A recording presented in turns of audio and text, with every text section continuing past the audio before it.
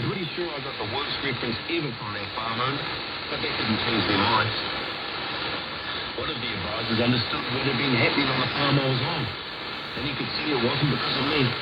I was so stoked, and I'm still so grateful to the owners and the farm consultant for trusting me in my experience, despite the fact I was in a pretty bad place. What I realise now is that being at that job taught me heaps of really important lessons, and I don't think I changed anything about it, even though I'm still paying off the debt.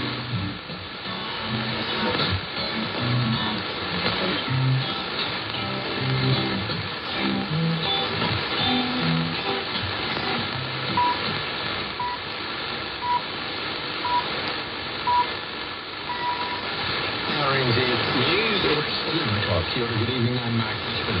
Reserve Bank has cut the official growth rate to its lowest level in 3 years to support economic recovery. As expected, the central bank has dropped the rate by 25 basis points to 2.25%. It's the lowest level since June 2022. Here's our business reporter, Anzaki. The Reserve Bank's rate-setting committee discussed two options, whether to hold rates or to cut, and then favouring the reduction in a 5-to-1 vote. As these further moves in IC-R will depend on the medium-term outlook for inflation and economic recovery. While RBNZ says while inflation is at the top of its 1 to 3% target band, there is significant spare capacity in the economy, and inflation is likely to fall to around 2% mid-next year. That says the economic contraction in the middle of this year will likely be reversed over the coming months.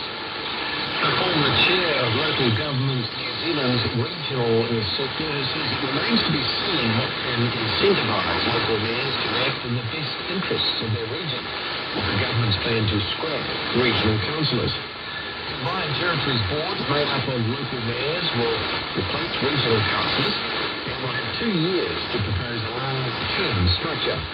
But leaders say there will be challenges around coming up with a form of governance that will work. The level of governance needs to step up, and I do support, and the regional sector does support, proposal when it has in there the appointment of commissioners or commissioners. Look, I don't know whether that is the right time, but you do need external people in there.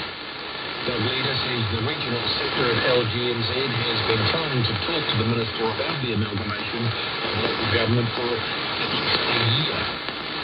US President Donald Trump has dismissed any criticism of his special envoy Steve Witkoff after a leak appeared to show him coaching a Russian official on how to get on Mr. Trump's website. The president says he has not heard the leaked recording himself, but he's described it as a very standard form of negotiation. Mr. Witkoff will hold talks at the Kremlin next week as the US continues to push for a deal to end the war in Ukraine.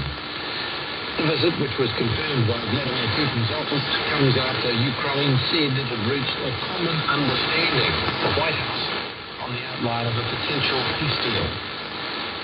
Thailand's health ministry says at least 30 people have been killed in what's been described as a once-in-a-300-year flood in the city of Pattaya, near the border with Malaysia. BBC's Jonathan Head reports from Bangkok. Thailand's fifth largest city is now on water wells. People breaking holes in their roofs to escape the rising brown floodwaters. From the air, families could be seen sitting on them and waving to attract the attention of rescuers. Volunteers are travelling from all over Thailand to bring flat-bottomed boats to help with the rescue effort. Army and police helicopters have been flying medical supplies like oxygen to hospitals and flying out patients who need urgent treatment elsewhere. The government rule aims to reduce hurdles for businesses developing new drones and other aviation technology. As part of changes intended to cut red tape and help set up so-called sandboxes for rapid testing.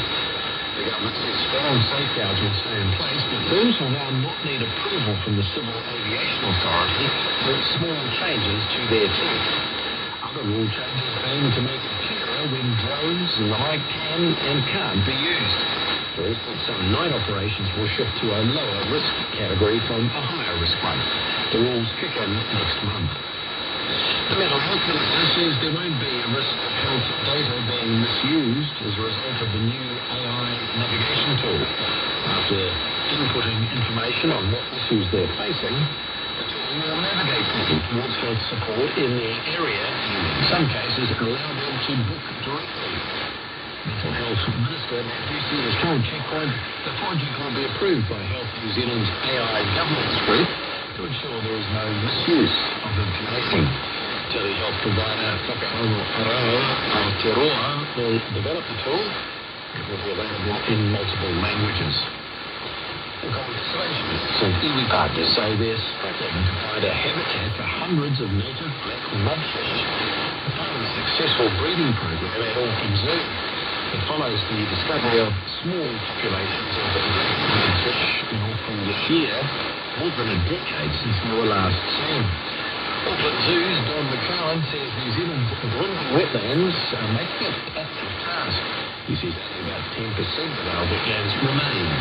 Don McCowan says the aim for the black mudfish at the zoo is for them to be released in Hikurai, Northland, where they originated from. And that's the news. Shane Jones reports a big local government shakedown. The council is dominated by these demonic computers of the new. Auckland homeowners here to court over a house deemed safe despite flash flooding. Can't figure out why at that stage in the pitch black all around us. And things hit up on our political panel. At the RNZ building, so the question is out there, who burnt the toast?